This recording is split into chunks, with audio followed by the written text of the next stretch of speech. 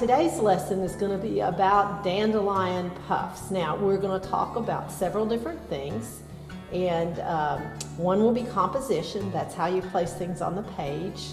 We're going to talk about how colors mix together, and then we're going to also do a lesson about color resist, crayon resist, because we're going to be using materials that hopefully you have access there at home.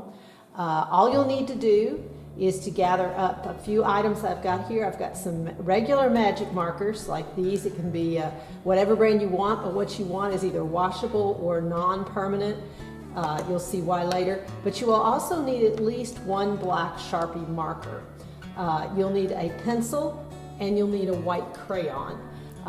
Everything else, I've got several different things. At the end, we're going to do a little painting, and I'm going to show you how we can mix those markers and make it a better color. All right, let's get started with today's lesson. Okay, and here I have an actual photo of the way a dandelion looks so that we can get an idea. Notice that there is kind of a circle that goes around to the middle, and we're going to think about that circle here, and that's going to help us in this drawing process. Let's look at another picture. Here's another one. This is one where a lot of them have already disappeared on us. They have already blown away, so you can kind of see there's kind of an outside circle that you can see, but there's also an inside circle.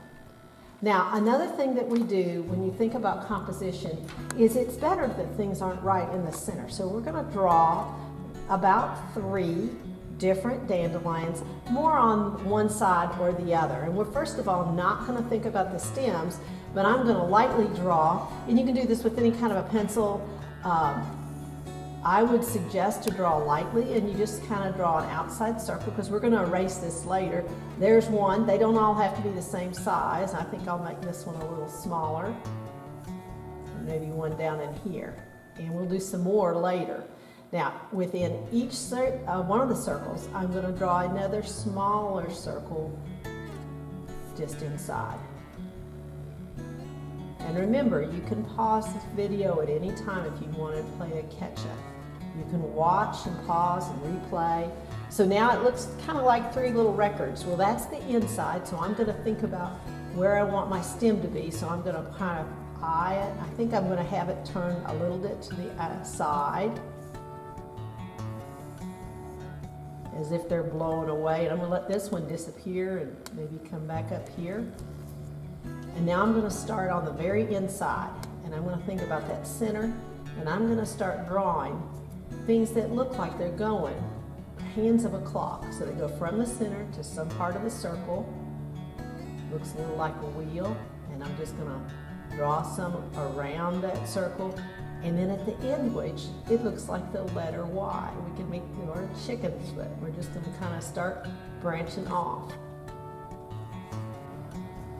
And then we'll eventually do the same thing coming all the way out to the other circle, and I might branch it out even more. And I'm going to continue to do this. This is how we make those little dandelions. We're going to bring them out, branch them to 2 sides. Looks like a letter Y. It's easier to see when I do one straight up, so you can see. We're going to branch that off.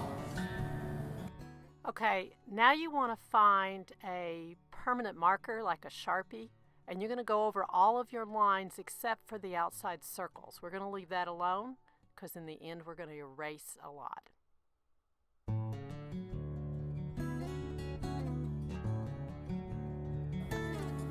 Now, when dandelions are at this stage, the other thing we want to think about is when you blow those dandelions, which I think your parents aren't pretty excited about, is it's going to push those seedlings out. So I'm going to think about the wind blowing some across here, and I'm going to kind of draw some seedlings. And notice I just have like a little loop here, and I can have them go in whichever direction because you know the wind is going to take them. You can add as many of these as you want. And you can have them blowing whatever directions. So I'm just going to have some going at different places, and we can add those to our pictures. Now at this point, it's real important that we erase our pencil marks.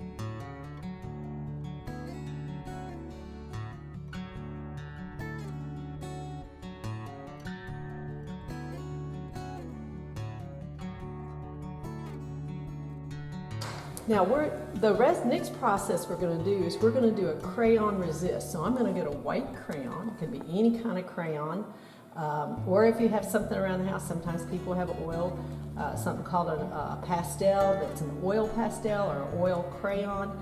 You can use that also, but a regular crayon does a great job. It's not going to look like I'm doing anything, but I am going to color that white crayon and fill this in completely. Because what I want to do is when I start to paint with my marker, I want to leave this part white. So I'm going to do a really nice heavy job of coloring those in everywhere so that if I look at it, I'm going to color in 2 different directions, and I want to make sure I don't have any holes. So you can see I want to make sure it go right on the outside of every circle. And I'm even going to do it on the very edge of those dandelion edges.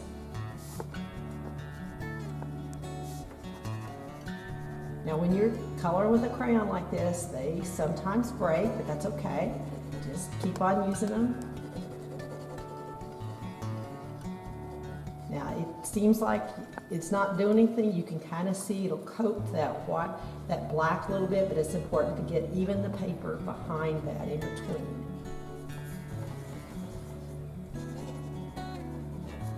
You'll feel it on there.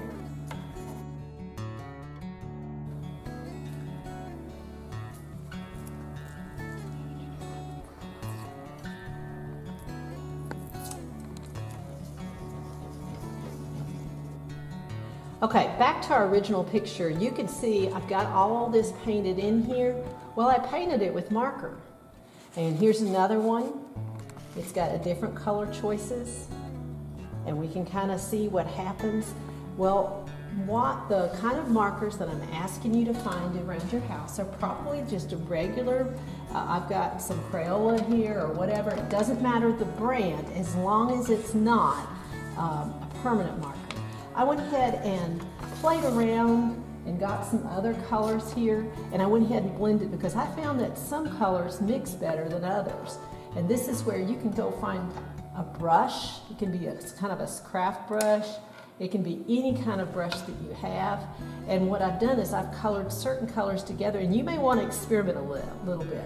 And so I've already got these colored in, and I'm going to take some water and I'm going to show you how these colors will kind of blend.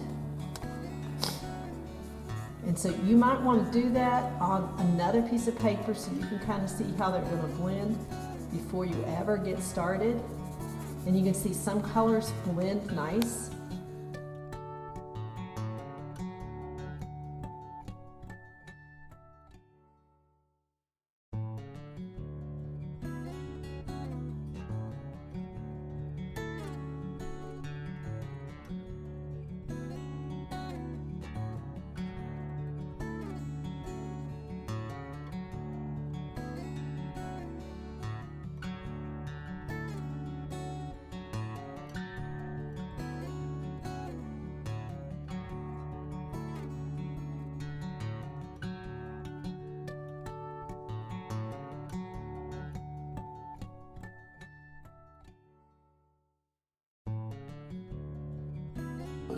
And again, you can use any brush you want. I had one of these little foam brushes, so if you have one of those, that works, but a regular brush. And I'm just gonna start blending those colors together. It can be a little watercolor brush. And you see how adding just a little bit of water helps them. And as you get close to the edge, you'll see it wants to skip.